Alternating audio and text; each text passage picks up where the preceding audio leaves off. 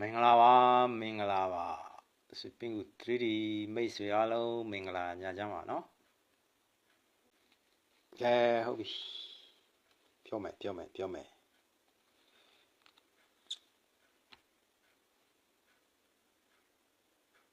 ရက်6လ2025တွေ့ပါနော်3ည6ခွန်လာတာ73ပေါ့နော်3ည6ခွန်ဆိုရင်3 9နေ့ဆိုရင်3 6 3 4ဆိုရင်3 3နေ့8ဆိုရင်3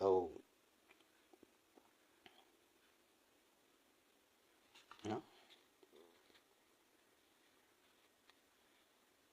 အောင်ညခွန်6 3 9နေ့3 6 3 4 3 3နေ့8က3တဲ့8တော့ပဲရပါတယ်နော်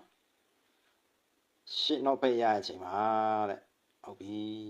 အောင်ည6ခွန်3 9နေ့3 6 3 4 3 3နေ့8က3လို့ရတဲ့အချိန်မှာ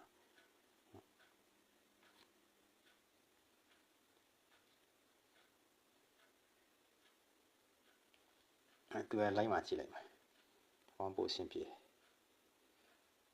ခွန်တဲ့2ကြိမ်3ကြိမ်ခွန်ဆိုရင်နေ့ရယ်8ရယ်ခွန်ရယ်ပြန်ခွန်တဲ့နော်နေ့8ခွန်ကဒီခွန်ပဲနော်ဒီခွန်ကဆိုလို့ဆိုရင်နေ့8ခွန်ဟုတ်ပြီဆိုတော့ဒီမှာ6တဲ့6ဆိုရင်1နေ့3 6ဆိုရင်တော့6 8နေ့မှ6မယ်6 8နေ့ပါလို့6အောင်လဲ9နေ့က3ဖြစ်သွားပြီလေဆိုတော့နေ့နောက်ပိုက်ဆိုရင်ဒီမှာ6ဖြစ်ဖို့ဆိုရင်8ထိုက်ထဲမရမလဲ6 8နေ့နော်တော့ဒီ6ဖြစ်မယ်နော်အဲဆိုရင်ဒီမှာကြည့်3ည6ခွန်က73တဲ့ခွန်တော့ပဲရပြီခွန်တော့ပဲရတော့ဒီခွန်တော့ပဲရဆိုလို့ဆိုရင်နေ့ဒီမှာခွန်တော့ပဲရှိဆိုတော့နေ့ခွန်ဆိုတော့8ထဲမှာဒီခွန်ဖြစ်မယ်လေနော်အဲ့လိုပဲဒီမှာ9နေ့က3လို့ဖြစ်ရင်သူကဒီမှာနောက်ပိုက်6ဆိုတော့နေ့နောက်ပိုက်ရရဖြစ်တဲ့အတွက်6 8ထိုက်ထဲမှာ6 8နေ့ဆို16ပါနော်ခွန်6နော်1ခွန်6 1ဆိုတော့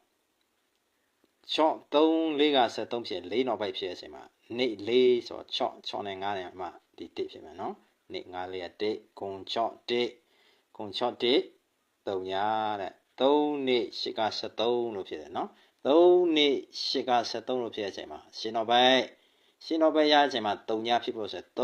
9 8မှာ3ညဖြစ်မယ်နော်ဒါခွန်6 1 3ညနော်ခွန်6 1 3ညတဲ့ဒီခွန်6 1 3ညခွန်နဲ့ခါက3ညတော့ခွန်နဲ့ခါက3ည6နဲ့ခါက9 3ည9 1နဲ့ခါက8 3ည9 8နော်3ညနဲ့ခါကခွန်နော်3ည9 8ခွန်ဆိုတာခွန်6 1 3ညခွန်6 1 3ည3ည9 8ခွန်တကယ်ရှိရောရှိတာရှိတယ်3ညနဲ့ခါဒီခွန်ပဲလို့ပဲရှင်းလာတာနော်9နဲ့ခါ6နောက်ပဲရှင်းလာတာနော်8နဲ့ခါဒီနောက်ပဲရှင်းလာတာ9နဲ့ခါ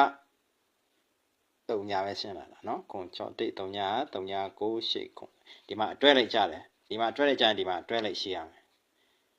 ယ်နော်ရှိရမယ်သူကပြီးခက်တပါကာရင်သူကလောက်တယ်နော်3ည9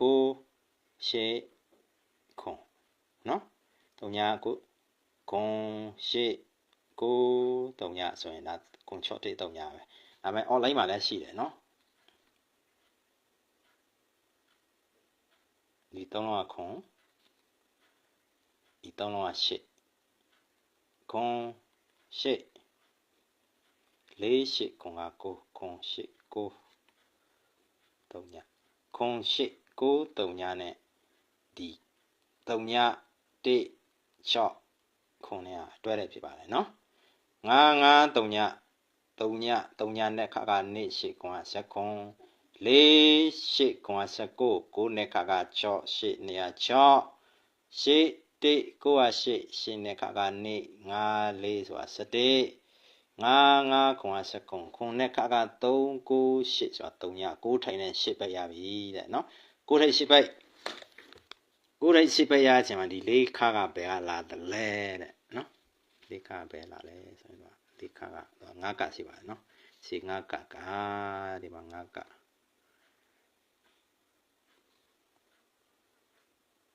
6နဲ့9နဲ့3 6နဲ့9နဲ့3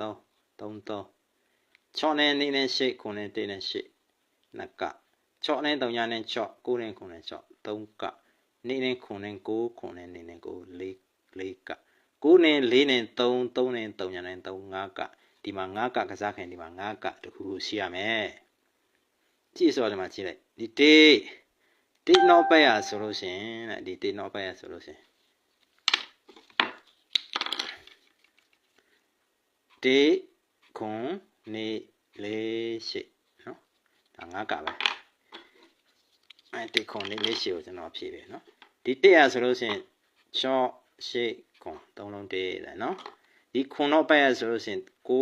3ည8 3လုံးခွန်လေနော်ဒီနောက်ပဲရခွန်6 8 3လုံးတေးခွန်နောက်ပဲက9 3ည8 3လုံးခွန်ဒီနေ့နောက်ပဲရခွန်8 8 3လုံးနေနော်အဲ့ဒါဒီမှာ4နောက်ပဲရဆိုလို့ရှိရင်9 5 3ည3လုံး4ဒီမှာ8နောက်ပဲရဆိုလို့ရှိရင်ဒီမှာ5 9နော်ဒီနောက်ပဲရဆိုလို့ရှိရင်အဲ့တော့3လုံးတစ်တယ်ခွန်နောက်ပဲရဒီလို3လုံးခွန်တယ်နေ့နောက်ပဲရ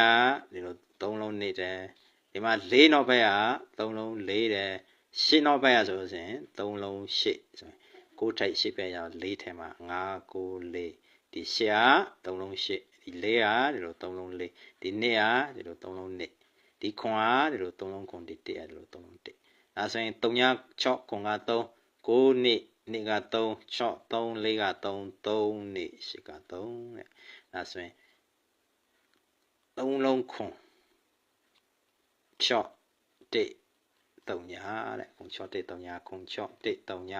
ခွန်6 1 3ညရဲ့ခွန်နဲ့က3ည6နဲ့က9 1နဲ့က8 3ညနဲ့က5ခွန်5ခွန်ဆိုရင်ဒီမှာလည်းရှိရမယ်တဲ့5 5 3ည3ညနဲ့က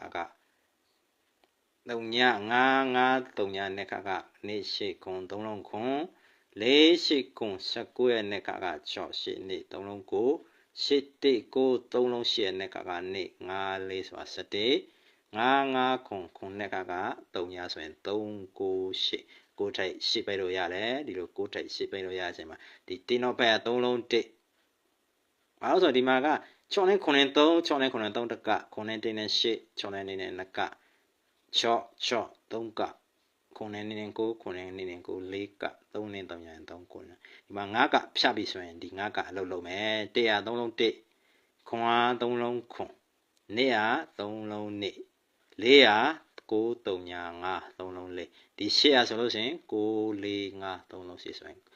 9 4 8လို့ဖြစ်ပါတယ်နော်ဆွေပင်းကူ 3D မိတ်ဆွေအလုံးကောင်းကြပါစေနော်9 4 8တကွကောင်းဖြစ်ပါတယ်နော်